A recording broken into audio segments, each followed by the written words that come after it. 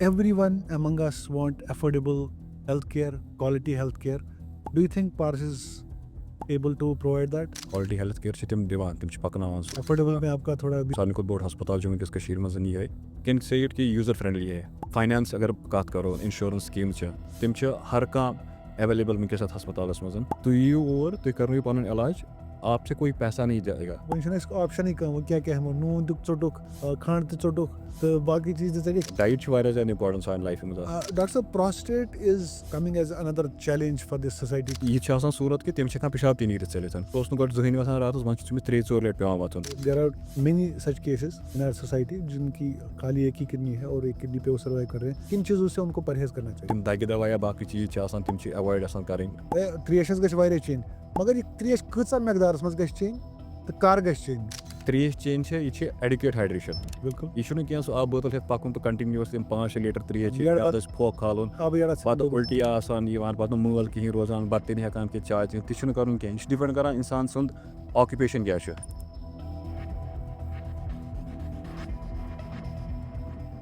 दोस्तों आदाब. उर्दू के इस ताज़ा शुमारे में आपका खैर मकदम है. मैं हूँ नज़ीर गनाई. आज के इस शुमारे में हमारे साथ एक ख़ास मेहमान है. He is a young and dynamic urologist currently serving as director department of urology Paras Health Srinagar, doctor Yasir Ahmad. Doctor साहब सठा शुक्रिया. यूरोलॉजी हज अगर कत करो तो वारिया कह वन तो जान तह मगर यम सात तुहद सफर मेडिकल सफर कत करो तो तुह कत पे करो स्टार्ट तो तुह कत रोजान ये श्रीनगर? शुक्रिया मुझे मौका देने के लिए कि तय बुलोस भी और यस मीन पढ़ाई गम सो बेसिकली श्रीनगर गमज बहुत ये दरगाह बोन कन लकुट एरिया तथ गासू बटपूरा वन अच्छा. तो बेसिकली मैं वही से हूँ मगर इस मेन बचपन सो सोरी मैं गुजरमुत पे मातामाल इस ब्रेन तो इस मेन पढ़ाई गम सो तक लोकल स्कूल गमत अप टू 10th क्लास. हाँ. उसके बाद मेरी सिलेक्शन हो गई MBBS में इसमें पढ़ाई कर basically under graduation MBBS GMC Nagpur Maharashtra मज गमन सो अंडर ग्रेजुएशन कंप्लीट कर इसमें पत फर्दर पन पढ़ाई कर्म ये वन पोस्ट ग्रेजुएशन सो मैं कर्म जम्मू. उसके बाद मे सुपर स्पेशलाइजेशन सो गम बेसिकली बे मुंबई महाराष्ट्र. हाँ. तो सो सफ़र सोरे कंप्लीट कर यह गो स्टार्ट 2003 मज यह मकलो 2017 मज 2017 मज अम पे बह वापस कश्मीर तो ये कोर मैं ज्वाइन शेर Kashmir institute of medical sciences. तो तत बह ऑलमोस्ट लाइक 2-3 वरियन पहले सीनियर रेजिडेंसी काम कर तम पे गई मे सिलेक्शन तत एज अ कंसल्टेंट बहुत तत ऑलमोस्ट 2-2.5 वरी एज असिस्टेंट प्रोफेसर काम कर तो तम पे मैं रिजाइन तत वॉलंटरी रिजाइन तो तम पे आस बह प्राइवेट फील्डस मज तत रिजाइन कर बह कस टाइमस 2-2 वरियन उजाला सिगनिस तो रिसेंटली कोर माइग्रेशन टू पारस हॉस्पिटल. अत पे बह थोड़ा ठहरित कि तह क्या पे यह डिसीजन नुन कि SKIMS which is a premier institute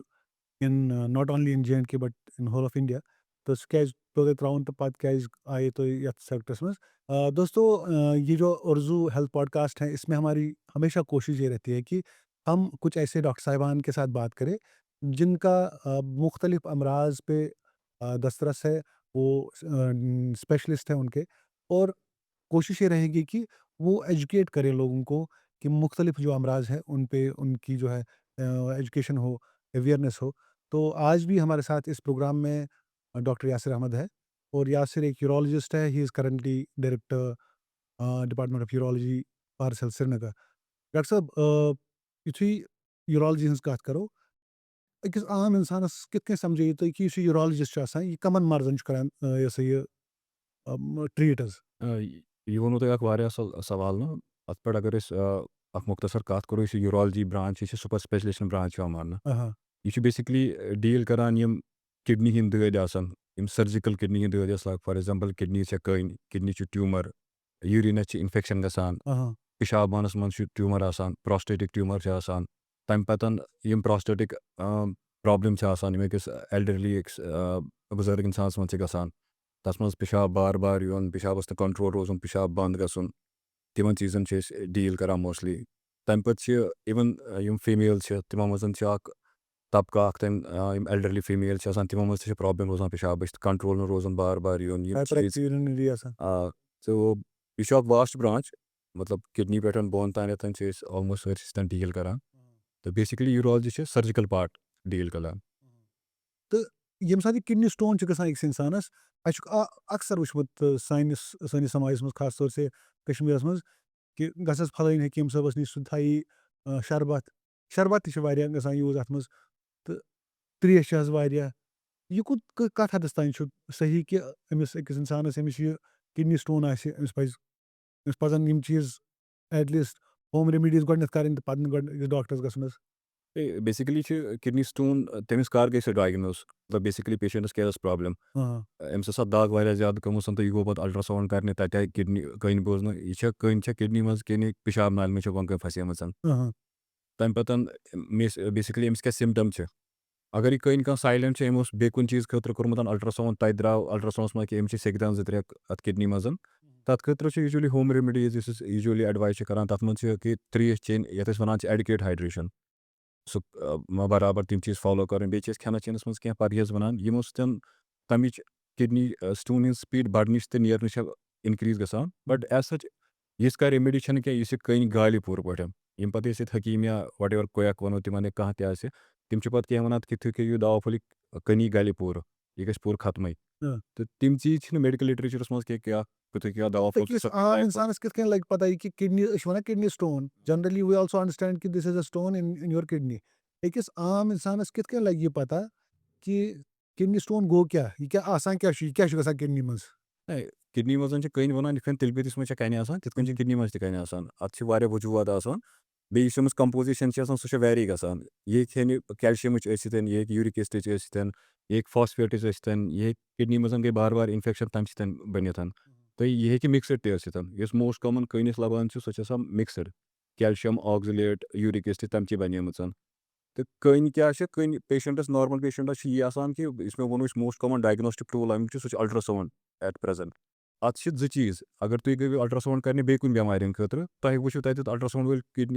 kidney تہٕ تٔمۍ وٕچھ اَتھ منٛز چھِ کٔنۍ بیٛاکھ گٔے کہِ یہِ ٲس سِمٹَمیٹِک کہِ پیشَنٹَس اوس دود پیشَنٹَس اوس پِشابہٕ سۭتۍ خوٗن یِوان پیشَنٹَس چھُ تَپھ اُلٹی یِوان سُہ گوٚو الٹرٛاساوُنٛڈ کَرنہِ تَتہِ آیہِ کٔنۍ بوزنہٕ تہٕ یِم چھِ ویری گژھان اَکھ چھےٚ یۄس تۄہہِ سایلٮ۪نٛٹ کٔنۍ چھو بیٛاکھ چھےٚ یۄس تۄہہِ سِمٹَمیٹِک کٔنۍ چھو سِمٹَمیٹِک کٔنۍ کَرِ پرٛٮ۪زَنٹ تِتھ کٔنٮ۪تھ کہِ پیشَنٹَس آسہِ واریاہ زیادٕ دگ پیشَنٹَس آسان اُلٹی یِوان پیشَنٹَس آسان تَپھ تۭرِ پیشَنٹَس ہیٚکہِ پِشابَس سۭتۍ خوٗن تہِ یِتھ تہٕ اٮ۪کاڈِنٛگ چھِ پَتہٕ یِم کٕلاسِفاے گژھان اٮ۪کاڈِنٛگلی چھِ پَتہٕ ٹرٛیٖٹمٮ۪نٛٹ گژھان اگر أسۍ عام اِنسانَس وَنو یُس وۄنۍ یِتھَے کٔنۍ تٔمِس چھِ کِڈنی منٛز کٔنۍ تٔمِس خٲطرٕ چھُ یہِ سِمپٕل اَکھ چیٖز سُہ چھُ ڈِپٮ۪نٛڈ کَران پَتہٕ سایز کیٛاہ چھُ اَتھ اگر یہِ 4-5 mm کَنہِ پھوٚل چھِ 3 mm کَنہِ پھوٚل چھِ کِڈنی ہِنٛدِس ژٔکِس تَل کٔنٮ۪تھ بِہِتھ مٲنِو تُہۍ سَمنٛدر کِس ژٔکِس تَل بِہِتھ پٔتۍ کِنۍ چھُ پِشاب پَکان آرام سان یہِ کَرِ نہٕ کِہیٖنۍ اگر یہِ بٔڑ کٔنۍ چھےٚ یہِ چھِ رُکاوَٹ کٔرِتھ ڈٮ۪فِنِٹلی تٔمِس چھُ گۄڈٕ ٹرٛیٖٹمٮ۪نٛٹ کَرُن کِڈنی ہیٚکہِ ڈیمیج تہِ کٔرِتھ ڈٮ۪فِنِٹلی تہٕ اَکھ عام کَتھ چھِ یِوان سٲنِس یَتھ منٛز وَننہٕ کہِ ترٛیش حظ گژھِ واریاہ چیٚنۍ مگر یہِ ترٛیش کۭژاہ مٮ۪قدارَس منٛز گژھِ چیٚنۍ تہٕ کَر گژھِ چیٚنۍ یہِ کِتھ کٔنۍ ؤنِو تُہۍ ایز این ایٚکسپٲٹ. یہِ چھُ مطلب واریاہ اَصٕل سوال اَتھ یِتھ کٔنۍ چھِ واریاہ زیادٕ مِتھ تہِ اَتھ مُتعلِق چھِ واریاہ زیادٕ لُکَن غلط کانسیپٹ تہِ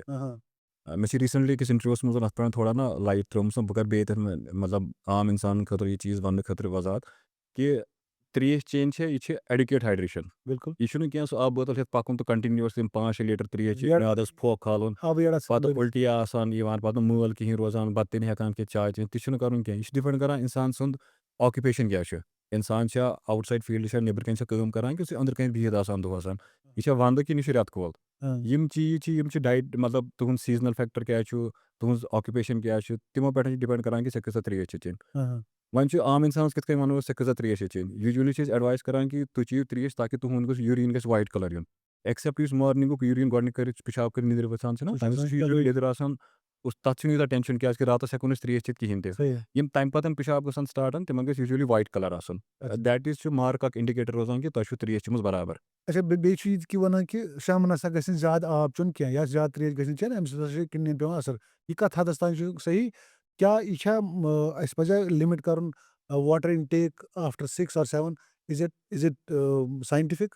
ساینٹِفِک اِن دَ سینس کہِ آپ کِس کو بول رہے ہو تۄہہِ یُس پیشَنٹ چھُنہ برونٛٹھ کَنۍ سُہ چھُ سُہ چھا جوان اِنسان जनरली त्रेश चेन शामस पत् तीजा नीड क्या अम पे शोंगुन हाँ, ठीक है अगर कम पेशेंट यमिस प्रोस्टेटिस प्रॉब्लम अगर तमिस वो शामस त्रेश सह रोज रात पेशाब करनी हाँ, तमिस रोज रात हुशार रोज तम सत तो सह यूजली एडवाइजेबल कह त्रेश चेन मोस्टली अगर किडनी स्टोन कत करो it should be day time hydration खास तौर से तुहंजी युस अख त्युथ अख पहलू छु यम साथ तुई शेर Kashmir institute of medical science join करा एज कंसल्टेंट उसके बाद 2 साल के बाद आप एक डिसीजन लेते हैं कि I have to leave this premier institute and go into the private sector. Was it a conscious decision to get into the private sector, or you wanted to do something different and you didn't get the chance to, serve in that particular hospital? So what was it? ये जो आपका सवाल है it is combination of multiple questions तो इसका जवाब ये है कि इसमें there were some personal reasons Okay. There were some my professional reasons also ये ओसा कंबाइंड डिसीजन में वन ठीक तो आख वजूहत ओस कि मतलब यथिस बड़िस गवर्नमेंट सेक्टर्स में मतलब I am always like thankful to Allah कि मुझे चांस मिला कि मैंने इतने बड़े प्रीमियर इंस्टीट्यूट में पहले सीनियर रेजिडेंसी Great. कर मैं पत कर मैं कंसल्टेंसी 5 वरियन क्या तत हेचन खतर तह मिलान तत मतलब वाकिफियत तह बढ़ान तो सू यह तुम हेचमुत तुम इम्बाइब तक कोर्मुत सह तुम नबर कर पत आम इंसान तमिस थोड़ा नज़दीक वातान हाँ सू वजह ऐसा कुछ बहुत बड़ा रीज़न नहीं है कि वारिया लोग वन यम पोस दिन तम वि नबर नीरान पत प्राइवेटस मज कम करा नबर नीरुन तह बोड़ डिसीजन मतलब मज गवर्नमेंट जॉब त्राउन तो पत it's, private it's बोड़ definitely a decision decision. Yes. क्या ये अनसर्टिनटी हर कुछ चीज़ मज तो अत वजूहत मेन वजूहत मोन ये कि क्या तुझे पता टेरिटरी सेंटर तम ओवरलोडेड आसान ठीक सही है तो कहीं ना कहीं पेशेंटस तूत टाइम हेकान जस्टिस तीसा दित कहीं ऑल्दो सन कोशिश हमेशा तक बिहित कि पेशेंटस गोस पूरा जस्टिस मिलन जस्ट उनसे एक कदम आगे आए हम तो उनके थोड़ा नज़दीक आए Dr. Saab, you're also someone who has worked in skims and now you are into a different hospital. What kind of patients you would get in skims and what is the magnitude of kidney transplants? Because I think skims is the only institute right now which is performing the kidney transplants. तो तथ मज कम नवैतिक patient तुम तो कम कम इलाकन हंद ज्यादा पहमत नहीं अगर इस किडनी ट्रांसप्लांट कत करो कि definitely Sher Kashmir institute of medical science तथी ट्रांसप्लांट तथी करान इवन दो रिसेंटली शायद ये सुपर स्पेशलिटी हॉस्पिटल श्रीनगर तिमो सही कर बात बट बल्क जो गसान सह schemes गसान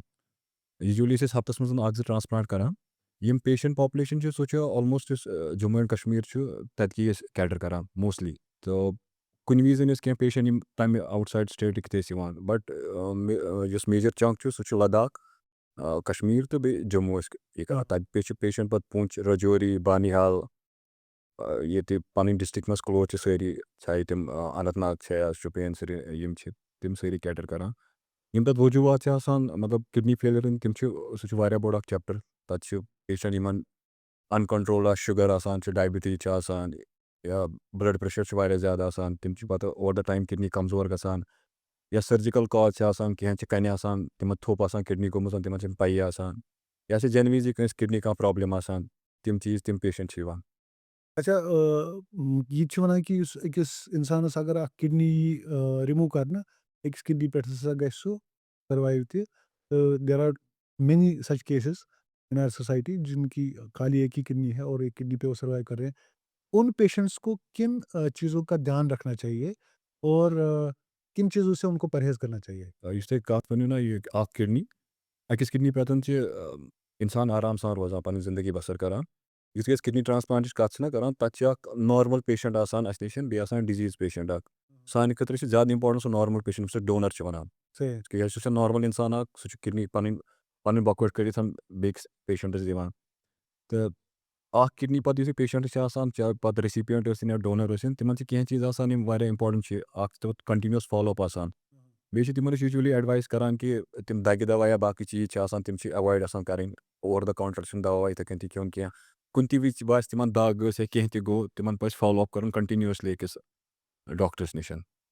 In Kashmir, we have seen we were mostly into self medication or the counter drugs. We get normally there's no check on that, uh, and it definitely every household definitely will have at least augmentin other drugs readily available, and they're saying that it definitely affects your kidneys. یُس أسۍ self medication چھِ پانَے کَران کٲنٛسہِ چھُ آسان normally نَرِ دَگ زَنٛگہِ دَگ تَتھ تہِ دَوا کھیوٚن تہٕ اَتھ منٛز کوٗتاہ گژھِ پرہیز کَرُن حظ؟ یہِ چھِ واریاہ اکھ اِمپاٹَنٛٹ چیٖز بیٚیہِ چھِ واریاہ اکھ کَنسٲرنٕچ کَتھ یہِ سیٖریَس کَنسٲرٕن یُس ییٚتہِ أسۍ سُہ کَلچَر چھُنہ اَسہِ تُہۍ گٔژھِو کُنہِ تہِ جایہِ کٲنٛسہِ تہِ ؤنِو مےٚ دِیِو دَوا پھوٚل سُہ چھُ تۄہہِ پانَے دَوا پھوٚل دِوان بہٕ وَنو تۄہہِ ریٖسٮ۪نٛٹلی اکھ اٮ۪گزامپٕل میٛٲنِس کِلنِکَس پٮ۪ٹھ اوس آز مارنِنٛگ مے اکھ پیشَنٹ اوس سُہ چھُ مےٚ 2 ؤری برونٛٹھ وٕچھمُت اچھا تٔمِس چھُ تَمہِ وِزِ پرٛاسٹیٹَس پرٛابلِم اوس دَوا کوٚرمُت سٹاٹ بیٚیہِ اوس تَمہِ وِزِ اِنفٮ۪کشَن بیٚیہِ اٮ۪نٹی بَیوٹِک اکھ سٹاٹ کوٚرمُت صحیح تُہۍ کٔرِو نہٕ بِلیٖو سُہ چھُ سٮ۪پٹمبر 2023 منٛز مےٚ نِش آمُت آز آو سُہ 2 ؤری پَتہٕ مےٚ نِش سُہ چھُ وَنان ڈاکٹر صٲب یُس مےٚ دَوا تۄہہِ 2023 منٛز لیوٗکھمُت بہٕ اوسُس بَرابر سُہ کھٮ۪وان سُہ اوس اٮ۪نٹی بَیوٹِک نا ڈاکسیٖسایکلِن اوس سُہ کچھ وہ کنٹِنیوٗسلی پرٛسکرٛپشَن دِکھا رہا تھا کہیں پہ سُہ اوس سُہ دَوا اَنان تہٕ کھٮ۪وان برابر 2 ؤرۍیَن تام اوس سُہ اٮ۪نٹی بَیوٹِک کھٮ۪وان and there is no check like this is मैं बता रहा हूँ कि ये कंसर्न है कि मतलब इस पे तो चेक गवर्नमेंट को डालना पड़ेगा कहीं ना कहीं जो over the counter of the label ये चल रहा है अस पज अत मुतलिक सोचुन क्या आम इंसान बिचारिस पाई क्या मगर यम मेडिकल फील्डस सत वाबस्त अत पाई अत क्या सीरियसनेस क्या साइड इफेक्ट क्या यु दवा फुल खेवान डेफिनेटली अत पन एडवांटेज मतलब दुगो ठीक कर मगर अत पन साइड इफेक्ट प्रोफाइल रोजान युस बढ़ान अगर ड्रग क्रॉनिसिटी बढ़ान मतलब तुम खेव वारियस टाइम सह दवा डेफिनेटली तमिक साइड इफेक्ट प्रोफाइल बढ़ أکِس اِنسانَس کِتھ کٔنۍ پَزِ أکِس پنٛنہِ کِڈنی ہیلتھ یا if you call it kidney care how should we maintain that? Kidney care के लिए तो एक विशाख वारिया ना वास्ट चीज़ तो कम फॉर एग्जांपल अगर कन्या हज कत करो ना यूजुअली तह पज एडिकेटली हाइड्रेटेड रोजन तह पज तम चीज़ for example in protein diet वारिया ज़्यादा चाहे सह रेड मीट तम एवॉइड करें तह पज तम चीज़ इन मज ऑक्सीडेट वारिया तम ड्राई फ्रूट्स चाहे सह काजू बादाम खजर तम एवॉइड करें خاص طور پے تٔمِس نفرَس ییٚمِس آلریڈی ہاے یوٗرِک ایسِڈ آسہِ یمن ہاے یوٗرِک ایسِڈ کیونکہ یوٗرِک ایسِڈ بوٚڑ رِسک فیکٹر روزان کٔنۍ بناونہٕ خٲطرٕ تِم چیٖز یِم ہاے پروٹیٖن ڈایٹ سُہ علاقہٕ ییٚتہِ واریاہ گرم تَتہِ پَتہٕ پَنُن پان تھاوُن پراپرلی ہایڈریٹ کٔرِتھ اگر تُہۍ پمپُک آب چھُ چٮ۪وان یُس انڈر گراوُنڈ واٹر یُس ہاڈ واٹر چھُ آسان تَتھ منٛز چھِ کینٛہہ کیمِکلز آسان تِم چھِ کِڈنی سٹون بناونَس منٛز واریاہ فاسٹ یِم کران تُہُنٛد کھیوٚن چیوٚن کیاہ چھُ آسان یُس تۄہہِ کلچر چھُ ییٚتہِ کہِ تُہۍ چھِو نٮ۪بر نیران شامَس تُجہِ کھٮ۪وان پَتہٕ أتی بٔرگر تہِ کھٮ۪وان أتی چِپٕس تہِ کھٮ۪وان أتی کوک تہِ کھٮ۪وان یِم چھِ تِم کینٛہہ چیٖز یِمو منٛز سالٹ کنٹینٹ چھُ واریاہ زیادٕ آسان شُگر کنٹینٹ چھُ واریاہ زیادٕ آسان یُس یہِ ہاے سالٹ ڈایٹ چھُ آسان یِم چھِ کینٛہہ فیکٹٲرٕس یِم ویل نون فیکٹٲرٕس چھِ آسان یِم کِڈنی سٹون بناونَس منٛز چھِ مدد کران اَتھ چھُ کینٛژھا وَنان کہِ وۄنۍ چھَنہٕ اَسہِ آپشَنٕے کانٛہہ وۄنۍ کیٛاہ ہٮ۪مو نوٗن تہِ ژوٚٹُکھ کھنٛڈ تہِ ژوٚٹُکھ تہٕ باقٕے چیٖز تہِ ژٔٹِکھ مگر یۄس ہر کانٛہہ چیٖز چھُ مٮ۪قدارَس منٛز کَرُن بیلَنس اعتدال رکھنے کی بہت زیادہ ضوٚرتھ ہے اَتھ چھُ سُہ اِمپاٹنٹ چیٖز اکھ یُس کامن ٹٲرٕم چھِنہ أسۍ یوٗز کران دیٹ اِز بیلَنس ڈایٹ بِلکُل ڈایٹ چھُ واریاہ زیادٕ اِمپاٹنٹ سانہِ لایفہِ منٛز ڈاکٹر صاحب prostate is coming as another challenge for this society ہمارا جو پرٹیکولر سیکشن آف سوسائٹی ہے ایج گروپ ہے تو ان میں بہت زیادہ پراسٹیٹ جو ہے پایا جا رہا ہے تو کِتھ کٔنۍ پَزِ اَتھ یُس یہِ ڈِزیٖز چھِ اِٹ از کمنگ اپ کویٹ لارمنلی تہٕ اَتھ منٛز کِتھ کٔنۍ پَزِ أکِس اِنسانَس حظ گۄڈنٮ۪تھٕے کَرُن پراسٹیٹ یُس ڈِزیٖز چھِ پراسٹیٹ چھُ اکھ آرگن یُس باڈی منٛز چھُ آسان یوٗجؤلی یُس اَمِکۍ سِمٹم چھِنہ تِم چھِ 45 وُہُر 50 وُہٕرۍ پَتہٕ سٹاٹ گژھان اگر أسۍ گۄڈٕ کَتھ کَرو کہِ ینٛگ میلن منٛز زَن پراسٹیٹ گژھُن سُہ ہیٚکہِ تِمن منٛز تہِ مطلب پراسٹیٹس ہیٚکہِ اِنفیکشن تِمن منٛز تہِ گٔژھِتھ ٹھیٖک چھا اَتھ چھِ واریاہ وجوٗہات آسان اگر ڈایٹٕچ کَتھ کَرو اگر یوٗرِک ایسِڈ یُس تُہۍ کَتھ چھِو کران سُہ آسہِ باڈی منٛز واریاہ زیادٕ سُہ تہِ چھُ پراسٹیٹس منٛز جمع گژھان سُہ تہِ چھُ ہٮ۪کان پراسٹیٹس انفیکشن کٔرِتھ اگر تُہۍ پِشابس انفیکشن ٲسِو تِم ہٮ۪کن پراسٹیٹس انفیکشن کٔرِتھ اگر تۄہہِ پِشاب نالہِ کینٛہہ تھوٚپ اوسوٕ تَمہِ سۭتۍ ہیٚکہِ پراسٹیٹس انفیکشن گٔژھِتھ پتہٕ یُتھُے پراسٹیٹس سایز چھُ بڑان یا ایج چھےٚ بڑان اَتھ چھِ پتہٕ یہِ چھِ پنُن پان ایکسپریس کران اَتھ چھِ پتہٕ پنُن الگ الگ طٔریٖقہٕ آسان پنُن پان ایکسپریس کران کینٛہہ پیشنٹ چھِ آسان یُس تِمن منٛز پِشابس تھوٚپ یِمن چیٖز أسۍ وَنان چھِنہ تِم چیٖز کران ایکسپریس یَتھ أسۍ اوبسٹرکٹِو لٹ چھِ وَنان پننہِ لینگویج منٛز تتھ منٛز چھُ پیشنٹس پیٚوان پِشابس زور کرُن پِشابس لمُن پیٚوان یُس تٔمِس پِشابٕچ دار گۄڈٕ ٲس آسان سۄ چھِ ہٮ۪وان تَنٕنۍ مطلب یُتھُے تُہۍ پیشنٹس چھِو وَنان کہِ ؤری برونٛٹھ کۭژاہ مۄچر اوس اَتہِ تہٕ آز کٔرِو تُہۍ کمپیر سُہ چھُ ڈیفنِٹلی وَنان کہِ گۄڈٕ اوس واریاہ موٚٹ وۄنۍ چھُ واریاہ سٕژنہِ ہیوٗ یِوان تَتھ چھِ پیشنٹس پیٚوان پِشابس واریاہ ٹایم لگاوُن تٔمِس سُہ کرِ سٹاٹ سُہ پَکہِ رُکہِ کرِ بیٚیہِ یُتھُے سُہ پِشاب کٔرِتھ نٮ۪بر نیرِ تٔمِس باسہِ نہ مےٚ ہسا گوٚو نہٕ پوٗرٕ خٲلی کِہیٖنۍ پتہٕ ہسا بیٚیہِ واشروٗمس منٛز تِمن چھِ تِم 2-3 چکر پیٚوان باتھروٗمس کرٕنۍ یِم گٔے اوبسٹرکٹِو سِمٹم ییٚتہِ یہِ پِشاب آنکِس ٲسس چھِ تھوٚپ کران اَتھ چھِ پتہٕ بیٛاکھ سِمٹم یَتھ أسۍ سٹوریج چھِ وَنان سٹوریج گوٚو کہِ پیشنٹس چھُ پیٚوان بار بار پِشاب کرنہِ گژھُن تٔمِس چھُ باسان مےٚ آو پِشاب چار واریاہ پِشاب یِیَتھ مگر تَتھ چھِ قطرٕ قطرٕ نیران سُہ چھُ کُنہِ جایہِ محفِلہِ منٛز بِہِتھ سُہ چھُ ٹرٛیوٕل کران سُہ چھُنہٕ ہٮ۪کان پِشاب کنٹرولٕے کٔرِتھ یہِ چھِ آسان صوٗرت کہِ تٔمِس چھِ ہٮ۪کان پِشاب تہِ نیٖرِتھ ژٔلِتھ سُہ چھُ راتس سُہ اوس نہٕ گۄڈٕ زٕہٕنۍ وۄتھان وۄنۍ چھُ تٔمِس 3-4 لٹہِ پیٚوان وۄتھُن یِم چھِ کینٛہہ سِمٹم بیٚیہِ کُنہِ وِزِ پِشابس سۭتۍ خوٗن تہِ ہٮ۪کان یِتھ यिम के सिम्टम छ यिम प्रोस्टेटिक सिम्टम छ वनान अस सानन ख्वातिन मज ति छ अस वुचमुत कینٛہہ ओरेक्टिव ब्लेडर आसान तिमन ति छ यह प्रॉब्लम यिवान लबनह हज। यह छ युस ओरेक्टिव ब्लैडर तक कत करो ना यह छ अगर अस इंडिया कत करो ना फीमेल ओरेक्टिव ब्लैडर छ वारिया प्रेवलेंट अत छ प्रेवलेंस ऑलमोस्ट 20% अबो अगर ओरेक्टिव यस मज पेशेंट्स बार बार पेशाब करने गसन पेशाब चार आसान कंट्रोल हेकान करित नींद चलान अगर अस कत करो कि फीमेल पॉपुलेशन सन यह यूजुअली एल्डरली लाइक 50 हर हर पे स्टार्ट गसान मगर यह वारिया कॉमन प्रॉब्लम सान फीमेलन मज हाँ तो तत सह थोड़ा सोशल स्टिग्मा पार्ट इस बासियो ये कि यह बिचार अगर यह किचनस मज कम अमिस पेवान पीती पीती गसुन ना वॉशरूम पेवान मगर यह हेकान घर कस वनथी कि यह प्रॉब्लम बस हेकान पेशाबस कंट्रोल कर मे नींद चलान मे पेवान पलो बदलावन दोहस 8 लटि 10 लटि पेवान बदलावन डॉक्टर साहब तुहंद अख डिफरेंट चैप्टर स्टार्ट गसान now your part of Paras what kind of facilities you have at least for these patients, at least for the CKD patients, then you have such kind of patients also coming. तो कम नवियतिक machinery ति तह ये कम patient हेकन तह निश यथ और other facilities avail कर अगर राइट नो तुम पार्स कत करो यह वारिया बोड़ infrastructure it is no doubt one of the largest private sectors मज अगर कत करो सारे खुद बोड़ हस्पताल वनकस मज ये पे मे फैसिलिटीज कत करो तिम अनडाउटली बेस्ट वनकस वैली मज अगर परसेस यूरोलॉजी हज कत करो सारे खुद हाई टेक एक्सेप्ट रोबोट वनान सह एवेलेबल वनकस पार्सस मज मतलब सान ये मज दोम चीज किडनी ट्रांसप्लांट CKD तह कत कर अत already we are on it अत इंस्पेक्शन गसन वो इंशाल्लाह in coming time we will start with transplant तो किडनी ट्रांसप्लांट में हमें ये भी बताया जाता है कि डोनर्स का बड़ा इशू रहता है और डोनर्स मिलना और उसमें खासतौर से जब आपकी फैमिली में कोई ना हो तो तथ मज कित how to address that part वनकस राइट नो अगर कत करो ना अस नश तम live donor related live donor गवर्नमेंटन ना परमिशन इन खतर दित ठीक अनरिलेटेड डोनर्स यम तह रिलेटेड कहें तम अलाउड कहें क्या तथ बचवात डेफिनेटली तिहज किल्लत सह कमी आसान अमुक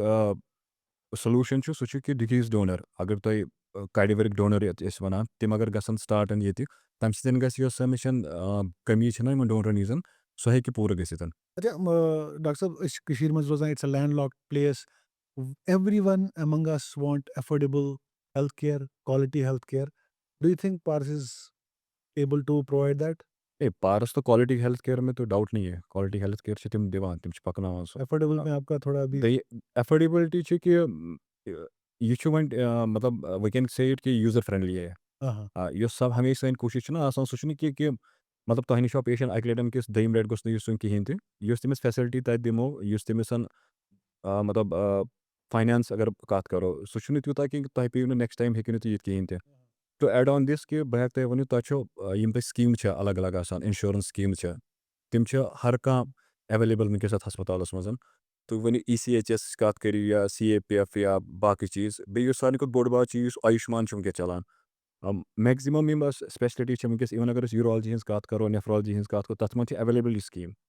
तुम यू और तुम करो पुन इलाज आपसे कोई पैसा नहीं जाएगा इवन तुहद तौर यम टेस्ट ऑपरेशन ब्रोट करान ऑपरेशन करान तत रुकन तत मतलब पेशेंटस बत या बाकी चीज़ तत पत दवा सह completely free absolutely free under Ayushman dialysis patient क्या यम वुनकन अंडर आयुष्मान गसान cover are they covered under your centre definitely तम आयुष्मान मज वनकस चलान मतलब वनकस कर्म upgrade probably dialysis machine 20 to 25 तक जा रही है तो वहाँ पे ऑलमोस्ट 500 to 700 पेशेंट्स उनका साइकिल चल रहा है अच्छा यह अंडर आयुष्मान ही चलान यम ते डायलिसिस पेशेंट आसन तिम हेकन अते अवेल करित पन फैसिलिटीज आराम सान तत नेफ्रोलॉजी यूनिट डिपार्टमेंट अलग तम हेकन तौर गसित अच्छा डॉक्टर साहब other than this medical question. You're someone who has worked outside. He has started his MBBS career from Nagpur, then went to work in Bombay also. You have seen healthcare elsewhere also. Definitely How do you see? How do you assess the healthcare in Jammu and Kashmir, especially in Kashmir region? मज अगर तुम government sector कत करो ना यम government hospital ये तम up to the mark अगर तुम कंपेयर करो ना बाकी निब्रम हस्पताल मज अगर महाराष्ट्र गवर्नमेंट हस्पताल कंपेयर करो बे सन हस्पताल ये चाहे सोवर या GMC या सुपर स्पेशलिटी हॉस्पिटल उसमें मतलब they are up to mark उसमें कोई डाउट नहीं है ये कशीर लैक ना करान दैट इज़ प्राइवेट सेक्टर जो कॉर्पोरेट सेक्टर है मे बासान तथ रीजन मेन रीजन वुन छिन सो लुकन मज ना सो नॉलेज कहें कि लाइक यम health scheme health insurance scheme तम सत बढ़ तुज एफोर्डेबिलिटी अकिस प्राइवेट सेक्टरस मज इन खतर इस वेटिंग पीरियड गवर्नमेंट हस्पताल मज क्या तथ लोड वारिया ज़्यादा डेफिनेटली तथ वेटिंग पीरियड सो हेकि तुंद आराम सान कम गसित They use over the time, over the decades, Kashmir also went through transitions. You see the focus root tourism aspect. तो हर कहीं बाशो कि मिशो होटल इंडस्ट्री मजी गसुन इस में हेकबो पन इन्वेस्टमेंट कर जबकि बहुत अच्छे अच्छे top notch top end hotels भी यहाँ पे आए तो we could have some hospitals also in that regard coming back to your love with Kashmir what do you do when you are free at your leisure time free other than treating the patients मतलब चीज वो doctor में social life ना सो सारे खुद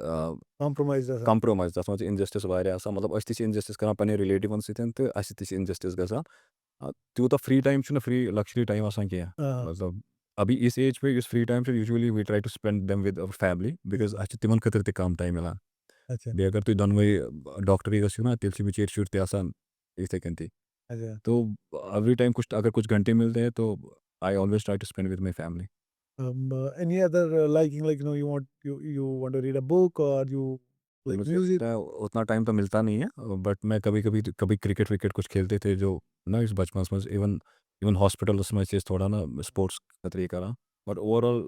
time कम है और जू हेल्थ पॉडकास्ट में आज हमारे मेहमान doctor Yasir Ahmad department of urology Paras Health Srinagar वहाँ पे इस वक्त अपने फ़राइज़ अंजाम दे रहे हैं डॉक्टर साहब के साथ किसी और दिन हम और भी किसी मुद्दे पे बात करेंगे और अगर आप ये प्रोग्राम देखते हैं और इसमें किसी भी डॉक्टर के साथ आपका कोई भी क्वेश्चन है कोई भी सवाल है किसी भी डिजीज़ के रिलेटेड आप हमें लिख सकते हैं और इस प्रोग्राम को अपना प्यार दें बहुत बहुत शुक्रिया आदाब